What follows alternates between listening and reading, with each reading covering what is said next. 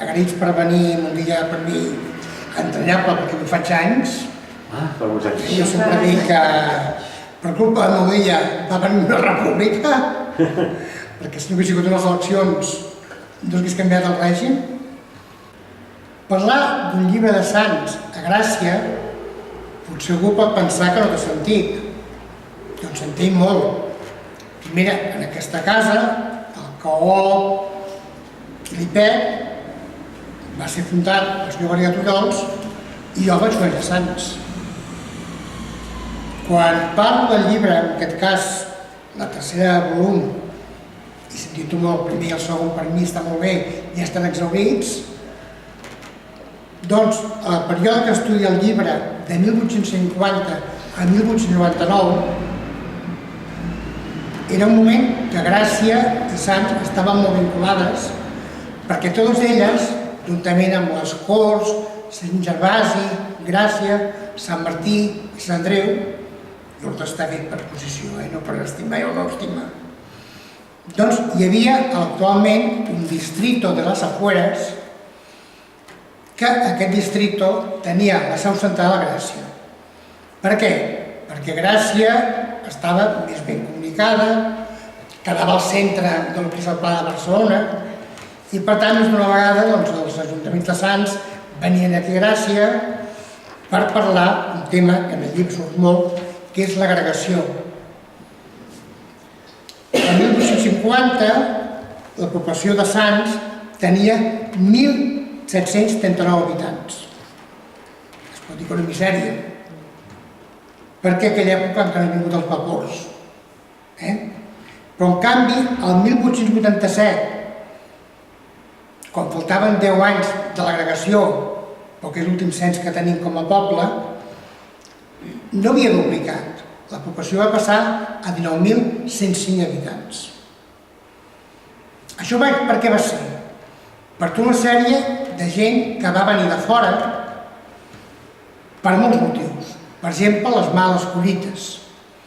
La persona que no funda el barri d'Hostafrancs, però en canvi li dona nom, per tant és tan més important que el primer, era un senyor que venia d'una població que es deia a aquella època, ara és un agregat, però aquella època es deia Hostafrancs de Sió, a la Segarra. Males collites va decidir a fer-se ordinari, aquest nom ordinari ara no s'utilitza, però en aquella època era un transportista entre Cervera, al costat de casa seva, i Igualada i Barcelona, i a la inversa. Però clar, moltes vegades quan venia a Barcelona es trobava ja per l'horari, i ell ja ho intuïa, que la muralla estava tancada. I havia de dormir a l'Hostal de l'Estrella. I quin és l'Hostal de l'Estrella? En ple camp, i que l'Estrella és el sostre de l'hotel.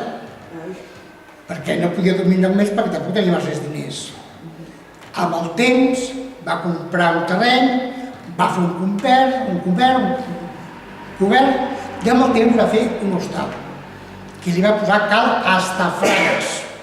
Aquest Astafrancs venia no d'hostal, sinó de l'origen de la seva població.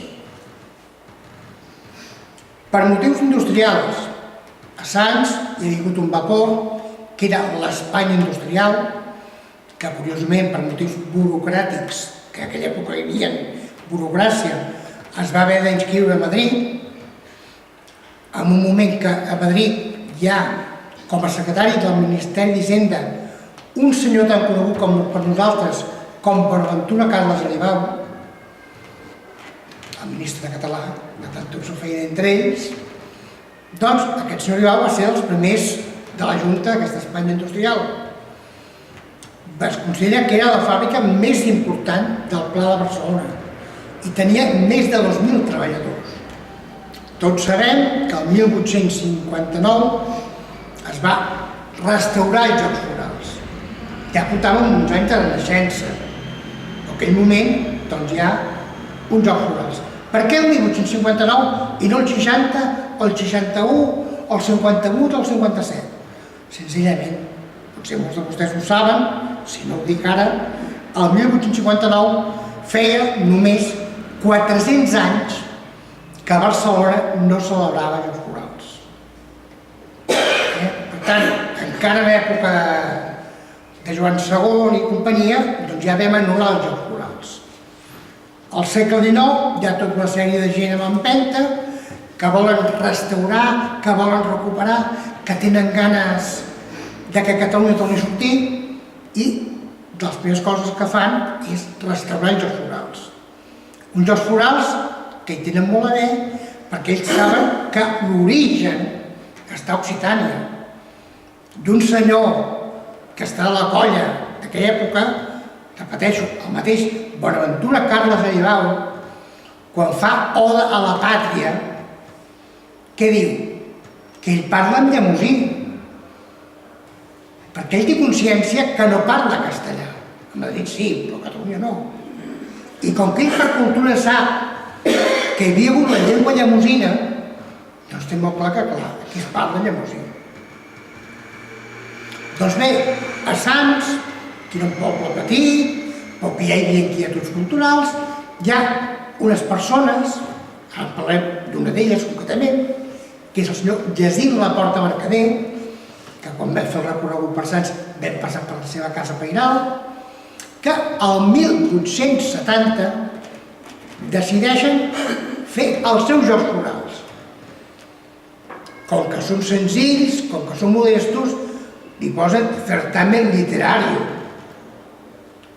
Per tant, no s'atreveixen ni a dir ni Jocs Florals.